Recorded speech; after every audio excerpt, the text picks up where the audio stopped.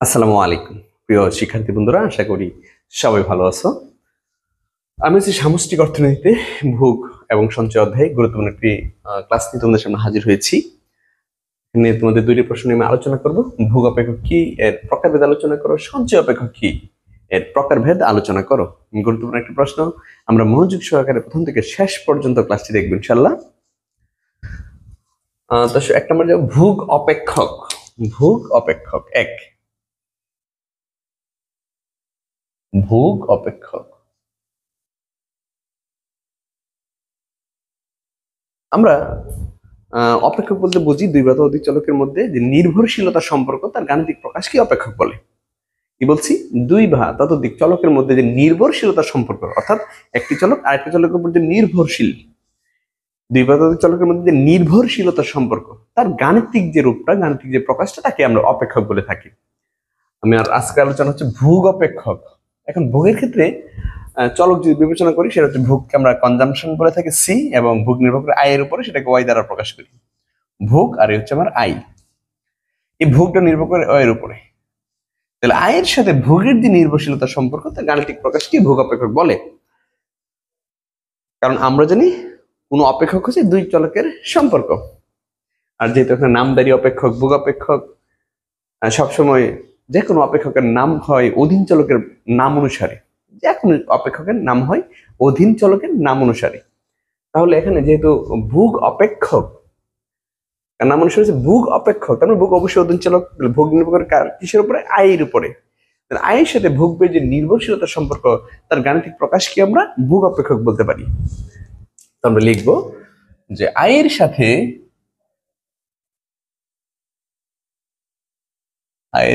ভোগের, আয়ের সাথে ভোগের যে নির্ভরশীলতার সম্পর্ক,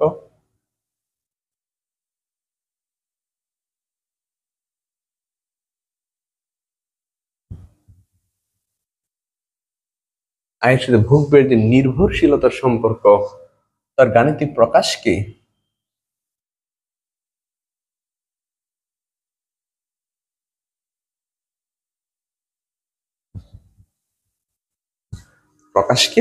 ভোগ অপেক্ষক বলে।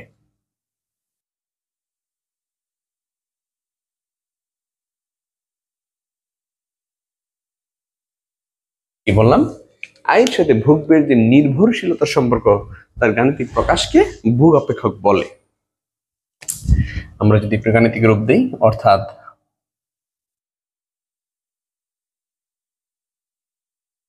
ভোগ অপেক্ষক আমরা সি দ্বারা প্রকাশ করতে পারি। সি সমান হচ্ছে ফাংশন অফ ওয়াই। এই হচ্ছে তোমার ভোগ অপেক্ষক, যেখানে যেখানে সি হচ্ছে ভোগ, বা আমরা ভোগ ব্যয় বলতে পারি, ওয়াই হচ্ছে আই, এফ ফাংশন বা অপেক্ষক বা নির্ভরশীলতার প্রতীক। নির্ভরশীলতা প্রতীক, ব্যাস। এই হচ্ছে ভোগ অপেক্ষক। আয়ের সাথে ভোগের যে নির্ভরশীলতার সম্পর্ক, তার গাণিতিক প্রকাশকে ভোগ অপেক্ষক বলে। অর্থাৎ ভোগ অপেক্ষক সি সমান ফাংশন অফ ওয়াই, যেখানে সি হচ্ছে ভোগ ব্যয়, ওয়াই হচ্ছে আই, এফ হচ্ছে নির্ভরশীলতার প্রতীক বা অপেক্ষক বলতে পারি আমরা, ব্যাস।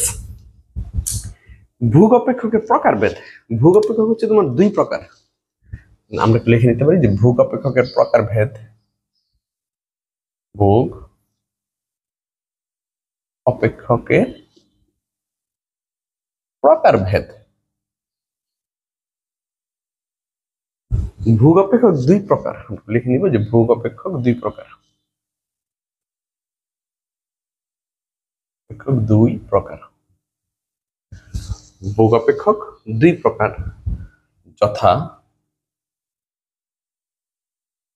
এক নম্বর স্বল্পকালীন ভোগ অপেক্ষক। স্বল্পকালীন ভোগ অপেক্ষক। আর দুই নম্বর হচ্ছে দীর্ঘকালীন ভোগ অপেক্ষক।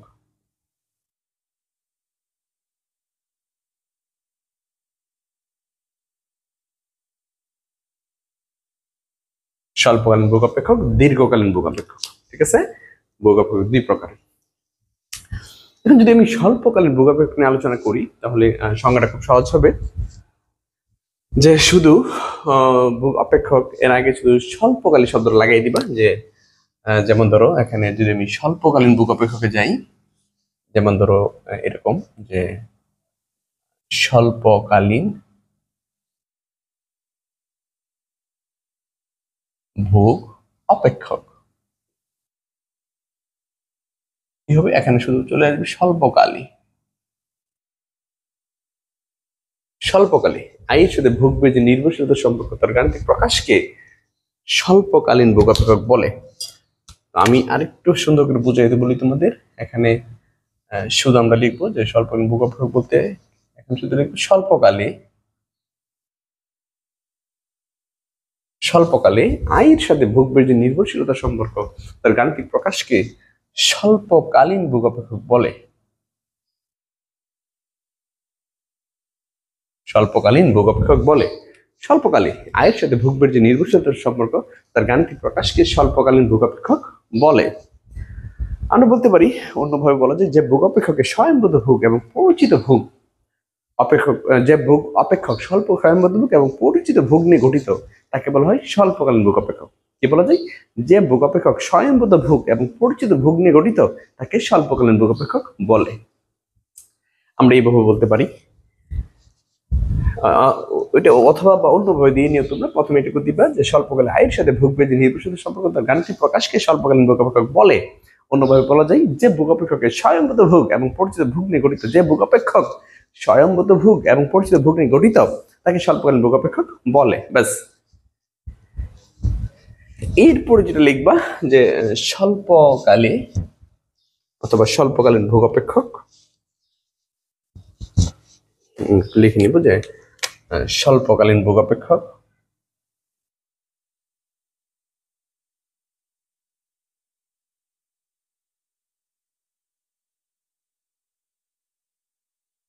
স্বল্পকালীন ভোগ অপেক্ষক সি সমান এ প্লাস বিওয়াই। অবশ্যই অপেক্ষকটা মুখস্থ রাখতে হবে তোমাদের। স্বল্পকালীন ভোগ অপেক্ষক সি সমান এ প্লাস বিওয়াই, যেখানে এখানে সি হচ্ছে ভোগ ব্যয়,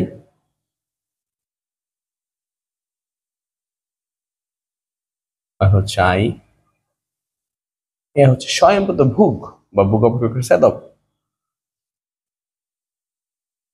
স্বয়ংবদ্ধ ভোগ বা ভোগ অপেক্ষকের ছেদক।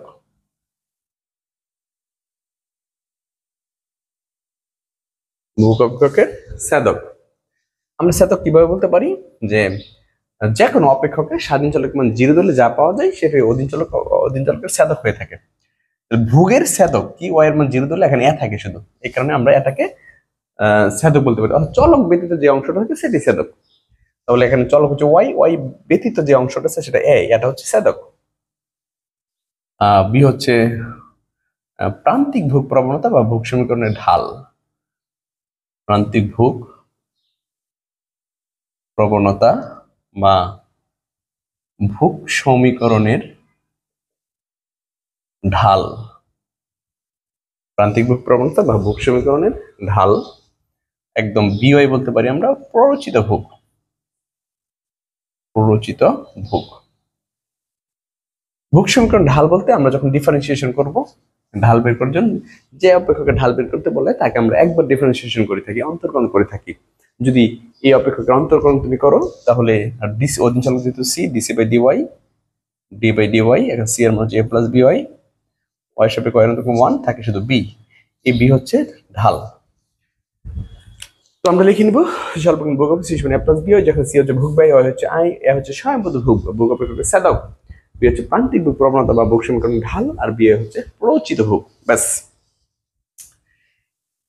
এরপরে যাবো আমরা দীর্ঘকালীন ভোগ অপেক্ষকে। তো দীর্ঘকালীন ভোগ অপেক্ষকে আমরা যে কাজটা করবো শুধু এখানে লিখবো যে দীর্ঘকালীন ভোগ অপেক্ষক। লিখলাম দীর্ঘকালীন ভোগ অপেক্ষক। এখানে স্বল্পকালের জায়গায় শুধু হবে দীর্ঘকালী। দীর্ঘকালে আয়ের সাথে ভোগবের যে নির্ভরশীলতা সম্পর্ক তার গাণিতিক প্রকাশকে দীর্ঘকালীন ভোগাপেক্ষক বলে। দীর্ঘকালীন ভোগাপেক্ষক বলে। আর এরপর আমরা লিখতে পারি যে দীর্ঘকালীন ভোগাপেক্ষক সি সমান বিওয়াই, শুধু বিওয়াই। দীর্ঘকালীন ভোগাপেক্ষক সি সমান শুধু বিওয়াই। সি হচ্ছে ভোগব্যয়, আয় হচ্ছে, আচ্ছা আমি একটা সংজ্ঞা দেখে দিই যে দীর্ঘকালে আয়ের সাথে ভোগব্যয়ের যে নির্ভরশীলতা সম্পর্ক তার গাণিতিক প্রকাশকে দীর্ঘকালীন ভোগাপেক্ষক বলে। স্বল্পকালে ছিল কি, স্বল্পকালে আয়ের সাথে ভোগব্যয়ের যে নির্ভরশীলতা সম্পর্ক তার গাণিতিক প্রকাশকে স্বল্পকালীন ভোগাপেক্ষক বলে। ঠিক একইভাবে স্বল্পকালে জায়গায় শুধু দীর্ঘকালে আয়ের সাথে ভোগব্যয়ের যে নির্ভরশীলতা সম্পর্ক তার গাণিতিক প্রকাশকে দীর্ঘকালীন ভোগাপেক্ষক বলে। আমরা যদি একটু অন্যভাবে বলি যে ভোগাপেক্ষকে শুধুমাত্র পরিচিত ভোগের অস্তিত্ব থাকে তাকে দীর্ঘকালীন ভোগাপেক্ষক বলে। যে ভোগাপেক্ষকে শুধুমাত্র পরিচিত ভোগ থাকে তাকে দীর্ঘকালীন ভোগাপেক্ষক বলে। দীর্ঘকালীন ভোগাপেক্ষক সি সমান বিওয়াই। এখানে কিন্তু ছেদক বা স্বয়ংভূত ভোগ বলতে কিছু নাই। দেখেন সি হচ্ছে ভোগব্যয়, হচ্ছে আই, এ হচ্ছে স্বয়ংভূত ভোগ। এখন তো এ নাই, তাহলে বাদ দিয়ে দিলাম। বি হচ্ছে প্রান্তিক ভোগ প্রবণতা বা ভোগ সমীকরণের ঢাল, আর বি ওয়াইটা হচ্ছে পরিচিত ভোগ। তাহলে তুমি দেখো দীর্ঘকালীন শুধু পরিচিত ভোগ থাকে। ওকে, এইভাবে আমরা ভোগাপেক্ষক পড়ে নিব। ভোগাপেক্ষক কাকে বলে, ভোগাপেক্ষকের প্রকারভেদ খুব সুন্দর করে পড়ে নিব আমরা, ব্যাস। এরপরে যদি আমি যাই সঞ্চয় অপেক্ষক 2 নম্বরে,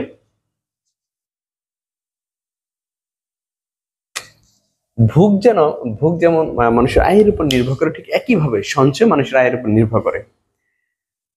এখানে আয় যদি বাড়ে মানুষের, তাহলে সঞ্চয় বাড়বে, আয় যদি কমে সঞ্চয় কমবে। অর্থাৎ সঞ্চয় টোটালি নির্ভর করে আয়ের উপরে। তো আয়ের সাথে সঞ্চয়ের যে একটা নির্ভরশীলতার সম্পর্ক আছে তার গাণিতিক প্রকাশকে সঞ্চয় অপেক্ষক বলা হয়। আমরা লিখতে পারি যে সঞ্চয় অপেক্ষক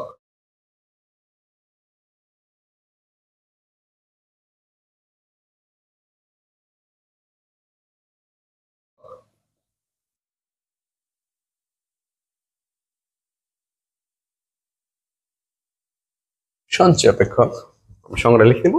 আয়ের সাথে ভোগব্যয়ের জায়গায় শুধু সঞ্চয়ের, আয়ের সাথে ভোগব্যয়ের জায়গায় কি হবে, সঞ্চয়ের।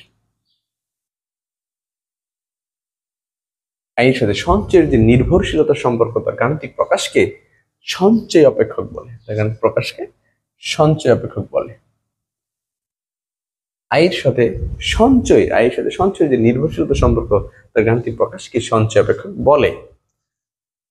আমরা একটু নিচে লিখে নিতে পারি যে সঞ্চয় অপেক্ষক এস সমান ফাংশন অফ ওয়াই, যেখানে এস হচ্ছে সঞ্চয়, ওয়াই হচ্ছে আই, আর এফ হচ্ছে নির্ভরশীলতার প্রতীক।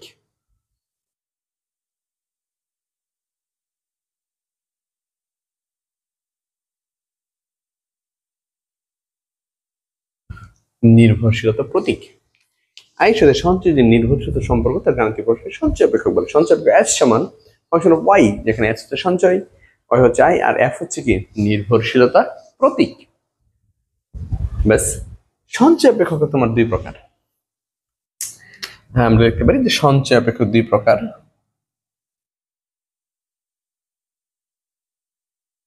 অপেক্ষক 2 প্রকার,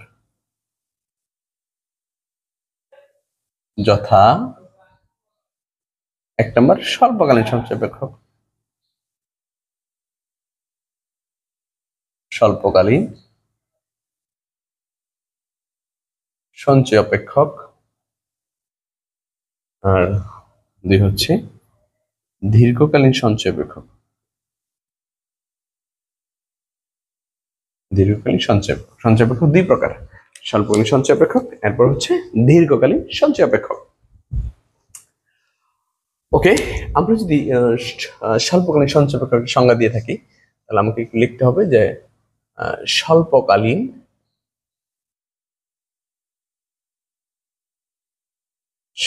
সঞ্চয় অপেক্ষক। এখানে শুধু লিখে নিব স্বল্পকালে আয়ের সাথে সঞ্চয়ের যে নির্ভরশীলতা সম্পর্ক তার গাণিতিক প্রকাশকে স্বল্পকালীন সঞ্চয় অপেক্ষক বলে। তুমি দেখো নতুন করে এখানে স্বল্পকালীন লাগাইছো, আর এখানে স্বল্পকালীনটা লাগাই দিবা। ঠিক আছে, খুব সহজ কিন্তু। স্বল্পকালীন সঞ্চয় অপেক্ষক স্বল্পকালে আয়ের সাথে সঞ্চয়ের যে নির্ভরশীলতা সম্পর্ক তার গাণিতিক প্রকাশকে স্বল্পকালীন সঞ্চয় অপেক্ষক বলে। ওকে, এখানে আমরা একটু লিখে নিতে পারি যে স্বল্পকালীন সঞ্চয় অপেক্ষক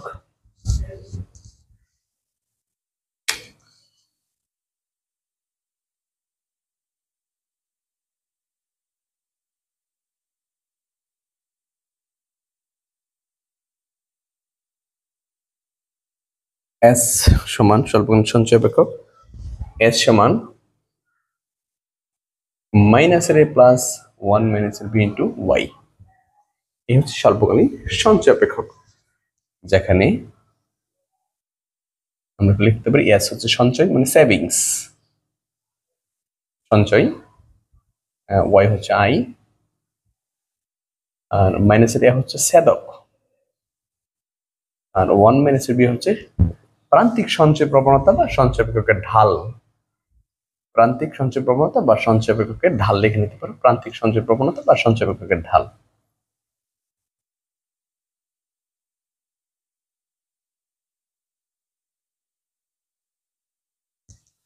প্রান্তিক সঞ্চয় প্রবণতা বা সঞ্চয় অপেক্ষকের ঢাল।